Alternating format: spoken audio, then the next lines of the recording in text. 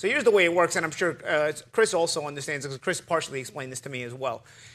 Here's how it works when you're microdosing. So you bigger dose off season, which is not when there's no fights and nobody's getting tested, because boxing is the Wild West and doesn't test in between fights. Yep. And then you're microdosing during camp. And when you're microdosing, it is trapped in the fat and therefore not going into your bloodstream, so therefore it's harder to catch you. When a fighter struggles to make weight, sometimes they're losing all that fat, and you get a little bit of tricklage coming out of the fat, and the drugs will come out in small spurts. That's why they're always caught in small doses. And people, the moronic part of the population will say, oh, that's not enough to help him.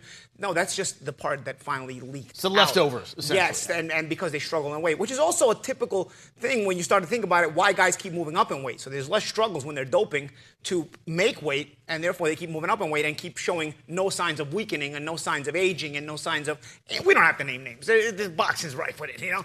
But nonetheless, now when I started to learn this part, because every single time a guy fails, I'm always asking questions and I'm always learning a little bit more. And this time, when it came to this microdosing situation, it's a big way to beat even the random drug tests, because it's not going to show up unless you're really draining yourself. So therefore, it makes sense why guys keep moving up in weight. So Ryan was struggling to make the weight, and he failed right at the end. But he passed in the middle of camp. This kind of explanation is an explanation worth looking into when it comes to his failed B test, B sample.